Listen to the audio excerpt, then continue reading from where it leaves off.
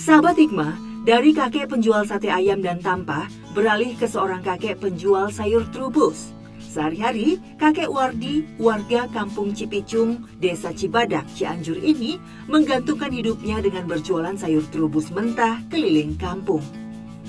Sayur trubus itu diperolehnya dengan membayar terlebih dulu kepada pemilik kebun sebelum kakek memetiknya langsung di kebun. Ya, trubus. Ayah, mga perjogi pada ayah trubus mah. Seperti inilah tanaman trubus yang siap panen menjadi sayuran segar. Untuk bisa memetik sayur trubus, kakek Wardi membutuhkan modal sebesar Rp10.000.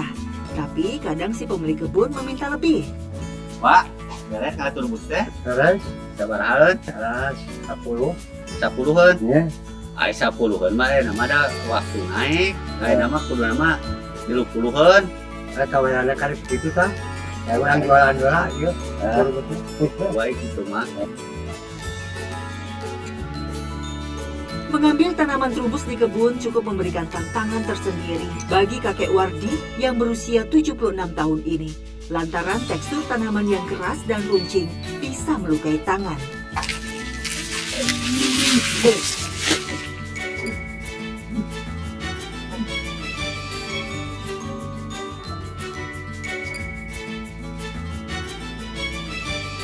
Setiap pagi, beginilah rutinitas kakek Wardi bekerja. Berjalan kaki memikul dagangan sayurnya, menawarkannya kepada ibu-ibu yang sedang mencari bahan sayuran untuk dimasak.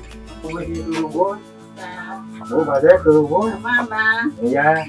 Sayur trubus mentah itu dijual dengan harga Rp15.000 per ikat. Tapi mendapatkan pembeli butuh perjuangan tersendiri dan kakek Wardi pun mesti bekerja ekstra keras. Belum lagi kalau bertemu para emak yang gemar menawar harga sayur. Trubus. Seberapa, Pak? 10.000. 10.000. Ah, Kak awisan teuing. Pira aku trubus di kampung 10.000. Iya. Oh, biasa tuh abdi mau. Jalan besar capek keliling puluhan kilo. Sedih juga dapat uang. Beban pikulan sayur trubus ini masih terasa berat, membuat kelelahan nampak jelas terlihat di wajah kakek Wardi. Langkahnya tertatih dan sesekali harus berhenti untuk mengistirahatkan sejenak kakinya. Jika saja sayur trubus ini laku terjual, tentu saja berat pikulannya akan semakin berkurang. Kiat, nggak sampai nama capek. Naik tidak angkot, nah, turun, banyak, keliling, muatun maneh dikuat-kuat. Hasil berjualan sayur trubus pun kadang tidak seperti yang diharapkan. Kalau beruntung, kakek bisa mengantongi pendapatan Rp40.000. Namun tidak jarang pula sayur trubusnya tersisa cukup banyak.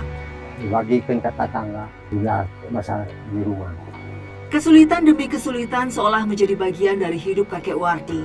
Bahkan ketika dagangannya belum laku, kakek masih harus ditimpa kesulitan lain di tengah perjalanan.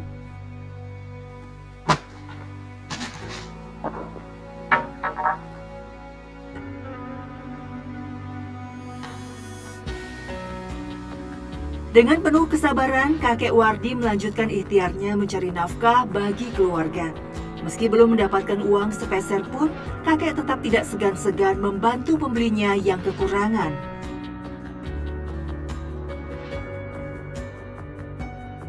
Abah ini berapa? 10. 10. Ya. Sekirang teh. Ya. Abah aja sama sekian. Iya, Iya, kurang. Iya, Beri doa tuhnya banyak. Bukan, Pak. Dah, salah. Salah. Sabaraha teh trubus teh? Oh, 10. Oh, sekieu. Biasa kirang ya. Ya. Ya tuh bosna. Turun ya, Bah. Ngingatkeun. Nanti. Saya belinya yang mentah. Biasanya masak sendiri di rumah buat keluarga. Ya buat saya sendiri juga. Ya suka keluarga di rumah. Kalau di rumah itu ya ada yang masaknya ya direbus, ada yang juga ya dibikin lalapan gitu sayur, ada yang juga dimakan mentah juga enak itu bisa. Di sambal juga bisa itu. Ya ada kadang sih di tukang sayur, cuma ya jarang gitu. Paling juga ya itu sudah agak busuk, gak fresh gitu biasanya kalau ada juga. Jadi ya saya belinya dari Abah itu, dari Pak Wardi. Jadi ya masih fresh, segar gitu. Ya ke situ saya itu belinya. Bapak aku naon cau teh di ala masih kena ngurah. Kolot bataknya lagi. Ulah nyalahkeun ka mama we. Oh, Data teh ketinggali ku mama mah kok ngurah kene. Kolot dah. Apa-apa bawa aja. Ya, mohon.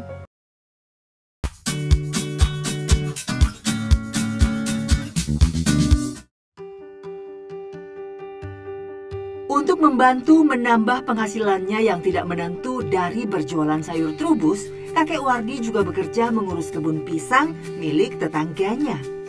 Selain bersih-bersih kebun, kakek juga merawat pohon-pohon pisangnya. Kalau sudah waktunya dipanen, kakek Wardi bertugas menebang pisang-pisang yang sudah matang. Bapak aku naon cau teh di ala masih kena ngurah. Kolot bataknya lagi. Ulah nyalahkeun ka mama we. Oh, Data teh ketinggali ku mama mah kok ngurah kene. Kolot dah. Apa-apa bawa aja. Ya, mohon. Selesai menebang pisang-pisang yang sudah matang dari pohonnya, kakek Wardi mengumpulkan pisang-pisang itu, membawanya ke pemilik kebun. Saat musim panen, biasanya kakek diberi upah dalam bentuk hasil panen berupa buah pisang. Naon eta? Aduh, wah. Cenah naon eta? Kudu ridho lillahi ta'ala we nya. Ya, ridho. Nuhun, alhamdulillah atuh. Buah-buah pisang hasil jeripayahnya ini kemudian kakek Wardi berikan kepada sang istri, Umi Anah, untuk diolah menjadi pisang goreng untuk dijualnya berkeliling kampung. Untuk membuat pisang goreng, tuangkan tepung terigu ke mangkuk, lalu tuangkan air, aduk hingga membentuk adonan. Selanjutnya, campurkan sedikit garam dan gula pasir, aduk hingga tercampur dengan adonan. Siapkan kompor dan wajan yang sudah dituang minyak goreng. Langkah terakhir, tinggal menggoreng pisang yang sudah dilumuri adonan tepung. Kalau sudah berwarna kecoklatan seperti ini, tandanya pisang sudah matang. Angkat dan tiriskan. Umi Anah lalu menatanya di wadah yang akan dibawanya berjualan. Sulit semuanya. Makan, nggak punya uang, nggak cukup. Kalau dagang nggak laku, dagang terubus, semua uang sulit, nggak beli beas. Setiap musim panen pisang tiba, Umi Anah bisa sedikit bernafas lega lantaran bisa sedikit membantu perekonomian keluarga dengan berjualan pisang goreng buatannya sendiri. Pisang goreng dagangan Umi Anah dijual dengan harga yang sangat murah, Rp1.000 saja.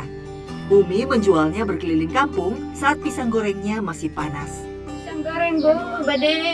Meski hanya berjualan musiman, namun pisang goreng Umi memiliki beberapa pelanggan.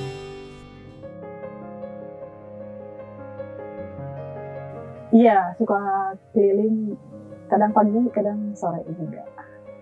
Iya, jadinya saya sering beli gitu. Buat cemilan, buat ngopi juga. Enak banget. Manis, ya, crispy juga sih. Ada kriuk-kriuknya gitu, garing. Iya, gak apa. Iya, enak panas sambil ngopi atau sore lah cemilan gitu.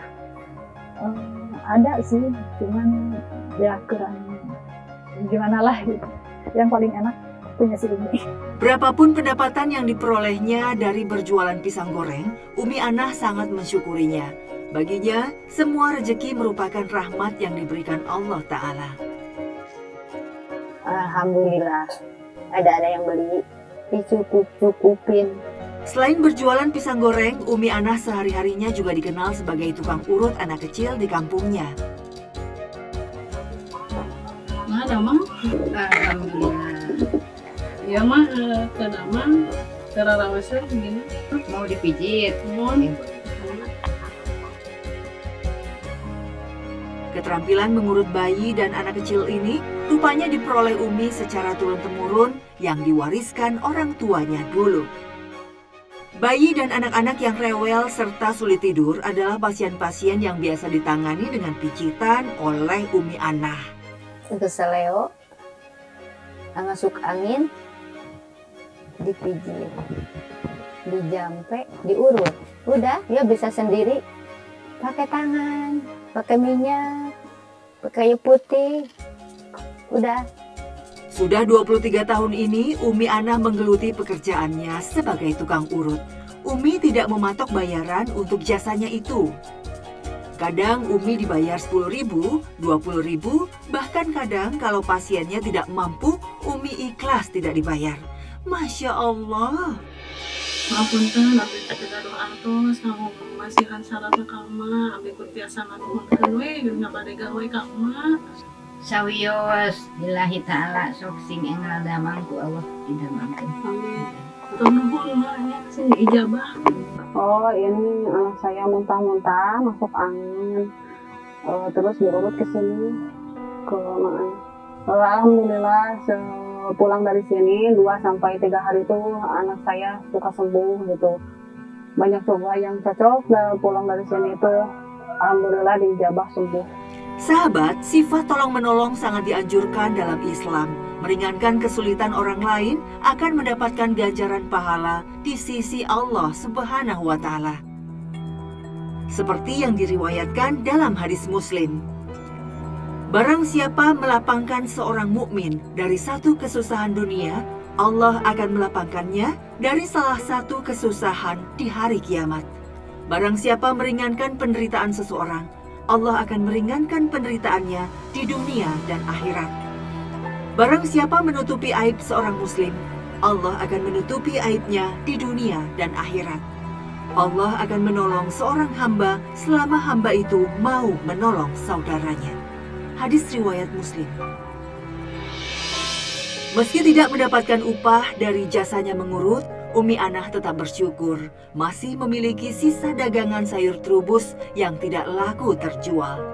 Sayur itu bisa ia masak untuk makan keluarganya hari ini. Umi Anah pun segera mengupas cangkang kulit trubusnya hingga terlihat bagian dagingnya. Setelah cangkang kulitnya dilepas, Umi memotong-motong daging trubusnya menjadi potongan kecil-kecil. Lalu potongan trubus dituang sekaligus ke dalam wajan, diaduk bersama bumbu, lalu ditambahkan air. Tambahkan sedikit garam atau bumbu penyedap dan santan. Aduk semuanya dan tunggu sampai matang. Rutinitas kakek Wardi sehari-hari tidak hanya diisi dengan kegiatan mencari nafkah, tapi juga rutin beribadah. Usai berjualan sayur trubus dan mengurus kebun pisang tetangga, kakek selalu pergi ke musola di dekat rumahnya. Di musola inilah kakek sering diminta menjadi muazin untuk mengumandangkan azan. Allahu Akbar, Allahu Akbar. Semoga sing sehat badan, sing cager, biasa jualan, kasihan umur barokah, ku Allah anu bermanfaat, dipakai ibadah, Gusti Allah. Sahabat Hikmah, bahu-membahu suami dan istri demi memenuhi kebutuhan keluarga menjadi kunci dalam mengarungi kehidupan. Kisah kakek Aceh pedagang sate dan kakek Wardi penjual sayur trubus dapat kita lihat bagaimana peranan para istri yang juga ikut membantu perekonomian keluarga. Semoga tayangan hikmah hari ini dapat membawa manfaat bagi kita semua, serta Allah Ta'ala selalu memberikan limpahan rezeki yang tak pernah putus. Amin ya mujibas sailin. Menggali hikmah, menuai berkah. Wassalamualaikum warahmatullahi wabarakatuh.